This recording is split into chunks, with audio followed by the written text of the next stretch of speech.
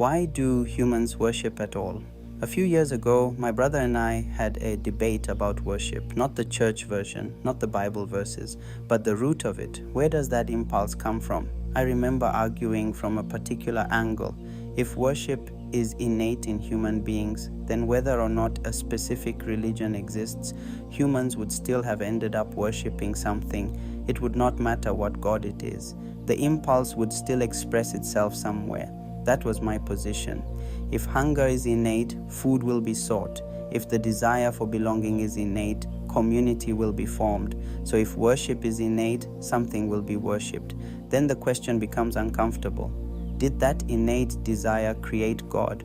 Or is it because God exists that we have the desire? It felt like the hunger analogy. Do we feel hunger because food exists? Or does food exist because humans are hungry?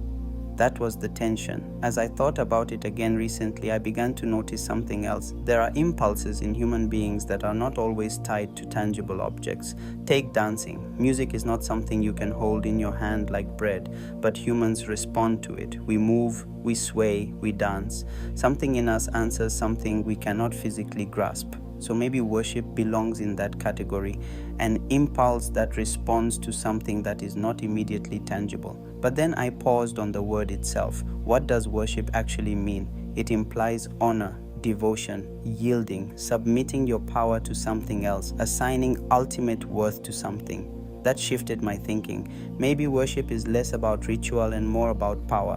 When you look at early human societies, honoring something or someone must have been essential to order. If every individual makes themselves the final authority on justice, morality, and power, what you get is chaos, survival of the fittest, jungle justice, martial dominance. And that is likely what early humanity looked like in many pockets. Everyone had their own code, their own boundaries, their own sense of honor. There was no agreed point at which your authority stops and mine begins. So humans must have wrestled with the question, what is the common object around which we place value?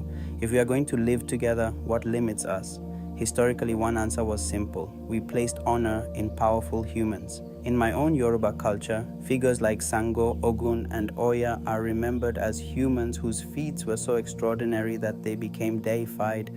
Their achievements became rallying points. People swore by them, organized justice and decision-making around them.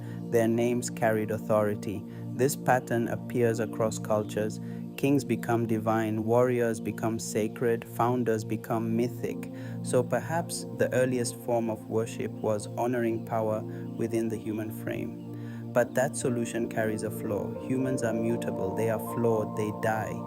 If my father becomes a deity and I place my ultimate honor in him, what happens when I disagree with him?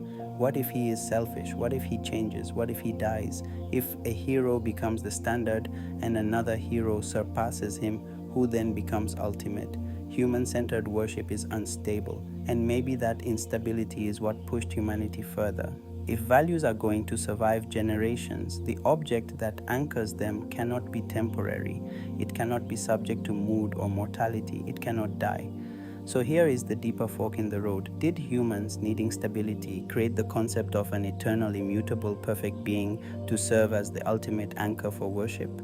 Or did that being already exist and our impulse to worship is a response to it, the way hunger is a response to food? That is not a small question. If worship is simply a social invention, then God may be humanity's highest psychological tool for organizing power. But if God exists independently, then the worship impulse is not invention, it is recognition. What I cannot ignore is this: humans do not stop worshiping. When people pull away from transcendent worship, they do not become neutral. They reorient. Some worship the state, some worship money, some worship romantic love, some worship ideology, some worship the self. And when worship collapses inward, something interesting happens. The self becomes ultimate, my truth, my authority, my desires, my justice.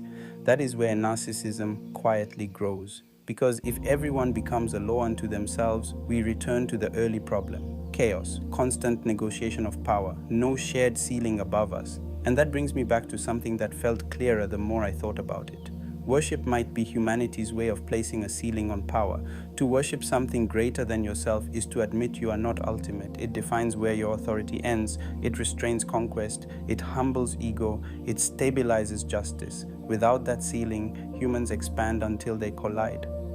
So the debate with my brother is still unresolved in my mind. Did we invent God because we needed somewhere stable to place our worship? Or does the fact that we cannot stop searching for an ultimate reference point suggest that there is one? Just like hunger would be strange if food did not exist, the persistence of worship across cultures and centuries is hard to dismiss as random. What I am certain of is this: humans will kneel to something. The only question is whether what we kneel to is strong enough to hold the weight of our values, our justice, and our power. If it is not, we drift toward worshipping ourselves. And history suggests that when humans become their own gods, things rarely end well.